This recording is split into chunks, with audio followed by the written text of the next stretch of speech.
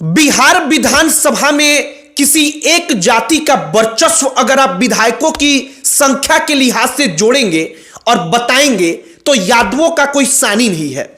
यादव विधायकों की जनसंख्या जब उनकी बुरी स्थिति होती है उस वक्त पर भी उतनी रहती है कि अगर अगड़ी जातियों के आप समस्त विधायकों को जोड़ लेंगे, मतलब दो तीन जातियों के विधायकों को जोड़ लेंगे, तब भी वो उनकी बराबरी नहीं कर पाएंगे।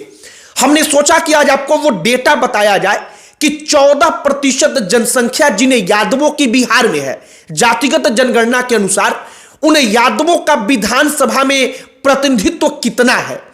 आखिरकार 100% जो टोटल विधायक हैं उनमें कितने प्रतिशत केवल यादव विधायक हैं, और यादवों का वर्चस्व बिहार विधानसभा में कितने दशक से चल रहा है, और पहले यादवों की स्थिति क्या हुआ करती थी और कैसे यादवों की स्थिति इतनी तेजी से बदली।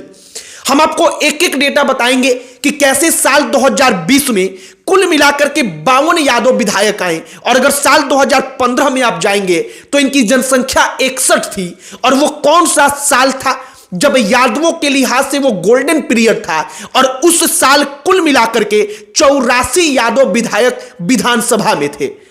आगे बातचीत करने से पहले हमारा नमस्कार स्वीकार करिए। हमारा नाम मोहित कुमार सिंह है, और इस वीडियो को हम केवल इसलिए बना रहे हैं जिससे आपको एक जानकारी दे कि आखिरकार पॉलिटिकल जो है, पॉलिटिकल चेंज बिहार की राजनीति में, समाज में कैसे हो रहा है, कैसे समय के साथ पॉलिटिक्स बिहार का बदला। अगर आजादी के बाद की हम बात करें तो उस वक्त पर यादवों की जनसंख्या बिहार में इसी के लगभग थी, मतलब जनसंख्या तो इसी के आसपास थी, लेकिन यादवों का प्रतिनिधित्व राजनीति में जो था वो आज की तुलना में एकदम कम था। आप इस बात का अंदाजा लगाइए कि साल 1957 में मात्र 17 विधायक यादवों के बिहार विधानसभा में थे, जबकि उस वक्त पर बिहार और झारखंड एक था। तो बिहार विधानसभा में जो मौजूदा विधानसभा की सीटें हैं उनकी तुलना में ज्यादा सीट हुआ करती थी। उसके बावजूद जो यादव विधायक थे वो मात्र 17 थे साल 1957 में। अब साल 1957 में अगर आप भूमिहारों पर जाएंगे, राजपूतों पर जाएंगे, ब्राह्मणों पर जाएंगे तो यादवों से कई गुना ज्यादा इनके विधायक थे, लेकिन जनसंख्या उस वक्त पर भी लगभग इसी अनुपात का था। अब इसके बाद आइए साल 1995 में। साल 1995 वो दौर था जब यादव विधानसभा में अब तक के इतिहास में सबसे ज्यादा पहुंचे थे। 84 यादव विधायक उस वक्त पर बिहार विधानसभा में थे, और उस वक्त पर अविभाजित बिहार था, मतलब झारखंड भी बिहार का हिस्सा हुआ करता था।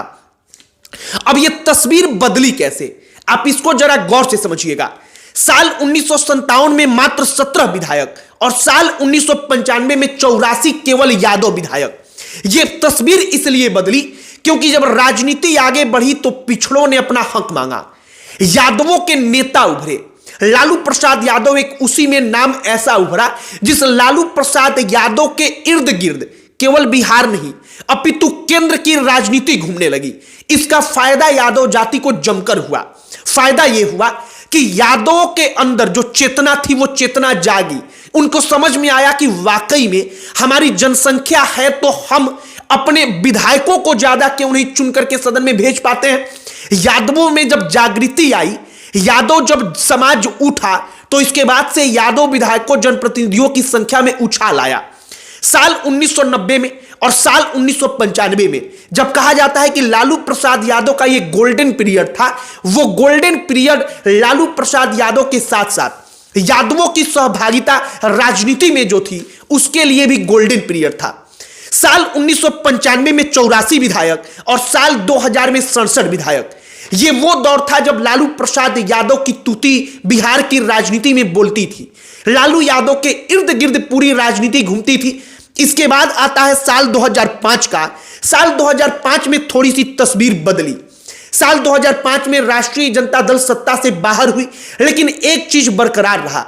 वो चीज बरकरार ये रहा कि किसी भी जाति के सबसे ज्यादा विधायक जो चुने गए वो जाति यादव की यादव बरकरार रही। साल 2010 का चुनाव आया। साल 2010 में यादव विधायकों की संख्या में गिरावट हुई, स्थिति उनकी सबसे खराब हुई पिछले कई दशकों में, लेकिन उसके बावजूद यादव विधानसभा में नंबर 1 रहा। साल 2015 में जब जेडीयू और आरजेडी का गठबंधन हो गया तो यादव विधायकों की संख्या वापस से बढ़कर के 61 पहुंच गई। साल 2020 के चुनाव में इनकी जनसंख्या, जो विधायक थे विधानसभा में, उनकी संख्या घट करके 52 हुई, लेकिन जो यादव का विधानसभा में दबदबा था वो दबदबा कायम रहा।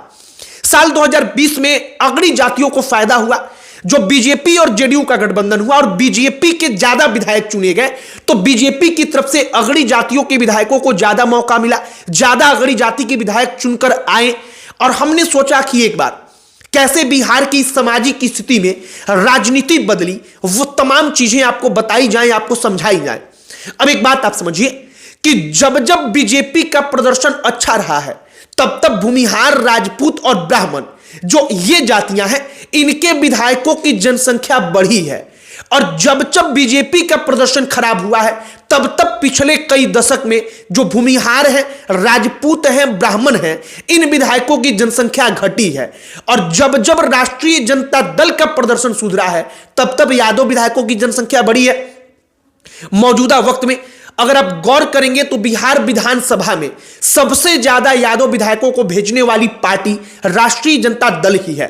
और लालू प्रसाद यादव वाकई में इस बात का क्रेडिट ले सकते हैं, उनको दिया भी जाता है कि यादवों का राजनीति में जो जबरदस्त उछाल आया, वो केवल और केवल लालू प्रसाद यादव के कारण आया।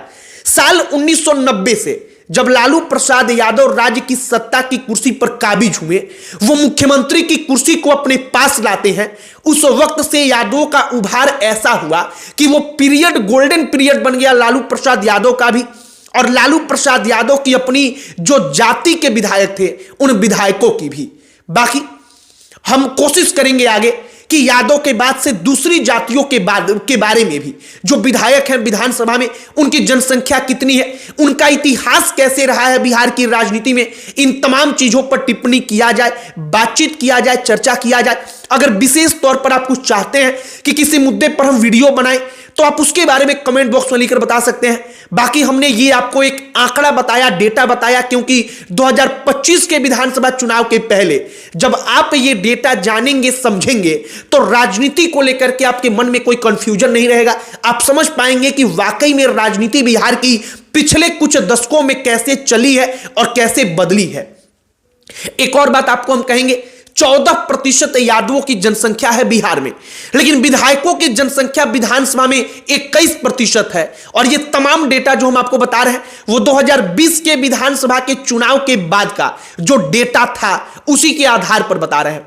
हो सकता है कि बीच में 1-2 उपचुनाव हुए हो, किसी उपचुनाव में कोई परिस्थिति 1-2 सीटों की इधर उधर बदली हो, लेकिन ये डेटा 2020 के विधानसभा के चुनाव के बाद का है। अब 2025 का विधानसभा चुनाव आ चुका है। बाकी हमने जो ये वीडियो बनाया है, इस पर आपकी क्या राय है, आप क्या कहेंगे, कमेंट बॉक्स में लिखकर बताइएगा। वीडियो यहीं पर समाप्त करते हैं। अंत में हमारा परिचय है, हमारा नाम मोहित कुमार सिंह है। बहुत बहुत धन्यवाद।